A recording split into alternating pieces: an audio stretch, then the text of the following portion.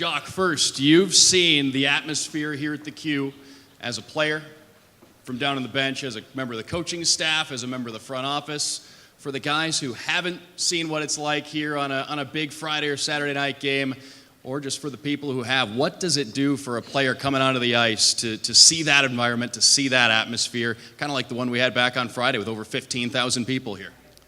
Yeah, it's definitely a lot of fun for a player. It helps energize you. I know when you go into some of the buildings that aren't that many people in the stands, especially the bigger buildings, it's all up to the player to find the energy to play. But playing here in front of the big crowds, it's great. I know the players here the last few years would always ask me in morning skate, do we have a big crowd tonight? And I'd tell them, yeah, we're expecting a big one, and they'd be all excited. So it's very good for the players. Jock Callander, everyone.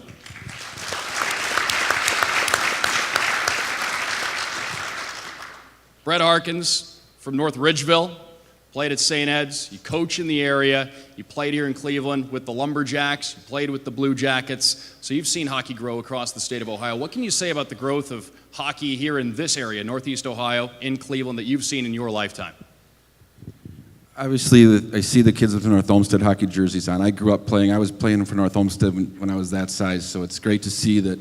Obviously, the minor hockey is growing huge in the area. When I was playing at St. Ed's, there was maybe 20 high school hockey teams, and that would have been when Brian was at Padua, and now there's 40, 50 teams have their high school teams. And obviously coaching in the area, as Mr. Davidson said, I coached Sonny Milano, who actually played for the Cleveland Barons, who played in this area. Blake Siebenaller is another Blue Jackets draft, last year's draft. He'll end up probably playing here for the Monsters, and it's just great to see kids that have played in the Cleveland area, like us guys here, and now to finally get an affiliation with the Blue Jackets just up the road. I'm extremely excited. As many of these guys said, I've been around since Kerry and Len came with the Lumberjacks way back in '94, and when they first moved the team down here from Ridgefield, I was super, super excited, and it's like everyone said, it's been a long time coming, and I'm just super, super excited about it.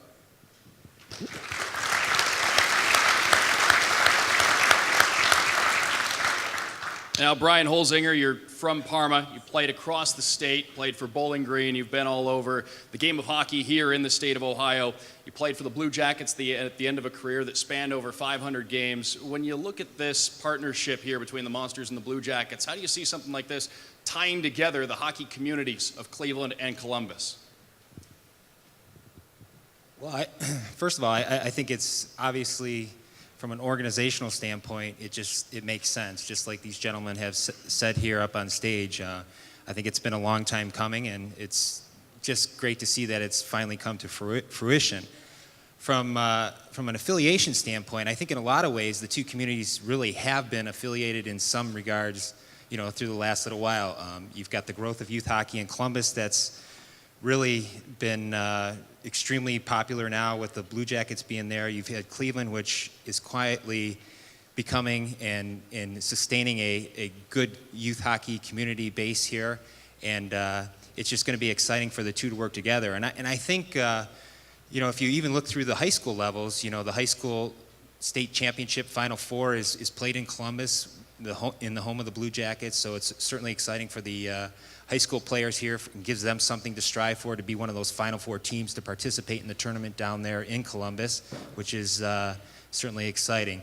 But I think the real key component here is, if you look from a fan base standpoint, is, if you look at the fan base in Columbus, they're going to now have an opportunity, and again, these gentlemen mentioned it, that when you talk logistically, being only 2 hours down the road, from a fan base in Columbus, they now have the opportunity to see some of their top prospects playing here in Cleveland and kind of see what the future holds for the Columbus Blue Jackets. So they have the opportunity to maybe drive up to Cleveland and see what those prospects may look at this point in time. And on the other side of the coin, when you've got the Cleveland fan base here, we've grown to love some of the monster players, and then when they do eventually reach their development stage where they get the opportunity to play at the next level at the National Hockey League, they have gone to San Jose and Colorado in the past, where it's really difficult from the fan base here, from the kids' standpoint, from whoever who's a Cleveland hockey fan, to really see those kids continue their development at the NHL level. So now they're going to have that opportunity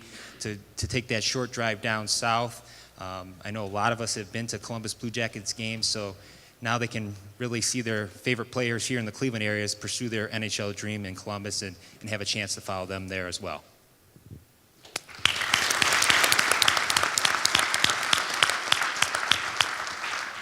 And Mike Rupp, a long NHL career. You were a Stanley Cup champion. You played in some great hockey markets in your time. But what was it like playing in your home state for the Columbus Blue Jackets? And also, what's it been like seeing more kids from the state of Ohio get drafted to the National Hockey League? Thank you. Growing up in Brunswick, playing Parma Heights organization, it's been one where that was my world. Cleveland was my world, and just like the young kids here. And there really wasn't much overlapping of Cleveland hockey to Columbus or really anywhere else in the state when I was a kid. I think these guys can probably attest to that too. So when I got the opportunity to play in Columbus, it was obviously a dream come true to come home, I guess you can say, and play in my home state.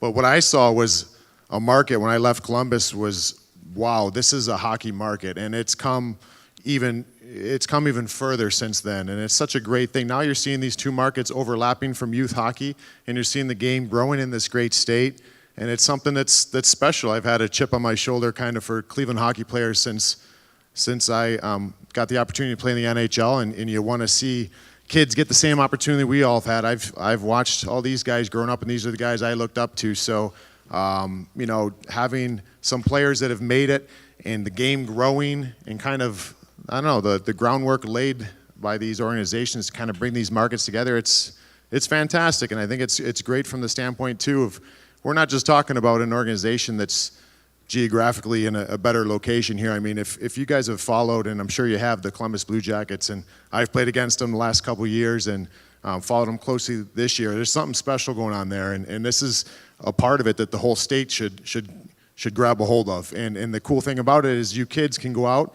and you can see these players, like we've already said, and you can see them evolving into that exciting brand of hockey that the Columbus Blue Jackets are playing. You can follow your favorite player when he makes it to the NHL too. So it just like we said already, it makes sense, and it's just very exciting as an Ohio kid, I guess you can say.